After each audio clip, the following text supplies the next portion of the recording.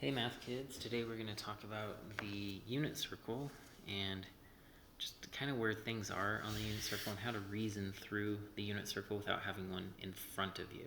Because when you take the IB test, you're not going to have the unit circle to look at. You have to kind of know how to generate it yourself. So I'm just going to talk to you about what I do. So I first draw a circle. Go like this. And then the first, you want to know that this is 0 or 2 pi. So if you're starting here, the angle is 0. If you go all the way around, it's 2 pi. This first part is pi halves. This is just pi. This is 3 pi halves. And then back to 2 pi. Okay, so you need to memorize that. Now, I suggest that you memorize the first quadrant because we start here when we rotate and go around, and typically there are 3, I always call them tick marks, but you can call them whatever. This spot right here is the square root of 3 halves, comma, 1/2. And I'll explain how I remember those in just a second. Right here, it's the square root of 2 over 2, square root of 2 over 2. And right here,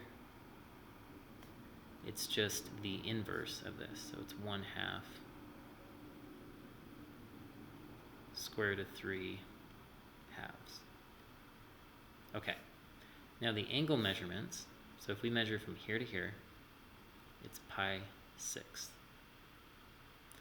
If we measure from here to here, so from the beginning to this line, it gives us pi 4ths. Then if we measure from the beginning to this line, we get pi 3rds. And then if we measure from here to here, we get the pi halves that we have written there. And so that's what that means. If we measure from the beginning to the halfway point, it's pi, etc. Okay, so we have these values. Now, how do I remember that this one goes here and this one goes here? Because it's easy to get those confused. Now, I just kind of go off the visuals. If I was to drop this down here, and if I was to drop this over here, okay.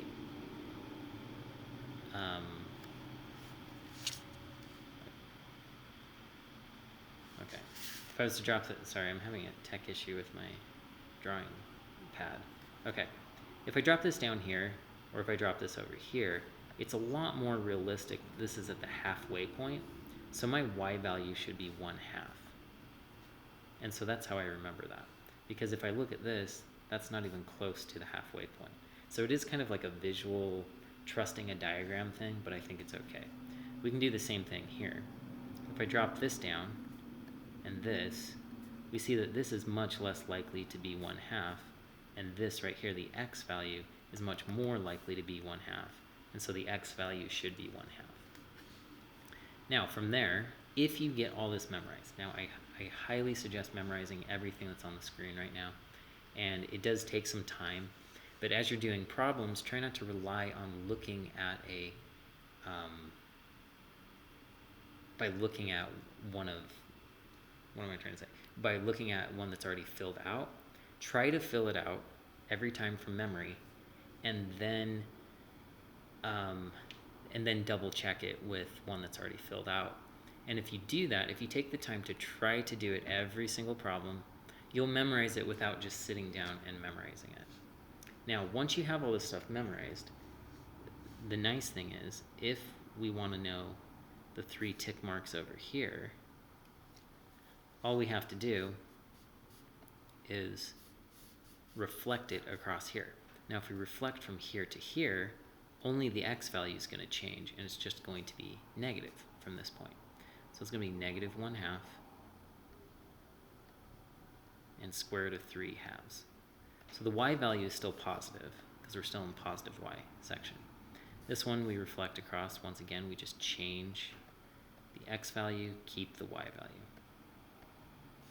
Reflect across, change the x value, keep the y value for this point, and so on. And then we can do the same thing here. Once again, both are going to be negative, x and y are both going to be negative. This one's symmetric with that, so we get negative square root of 3 halves, negative 1/2, and so on. And I just keep going around. So negative square root of 2 over 2, negative square root of 2 over 2,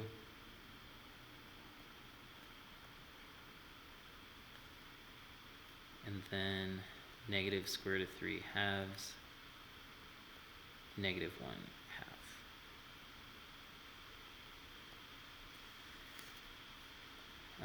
This one, we can choose to be symmetric with this, or we can choose to be symmetric with this. Either way, if we think of it going from here to here, our x value will become positive, but our y value will stay negative. Now, if I wanted to do symmetry this way, my x value will still be positive, but the y will be negative. And so that will be square root of 2 over 2, negative square root of 2 over 2. And then the last one, if it's symmetric about that, it'll just be, whoops, I made a mistake.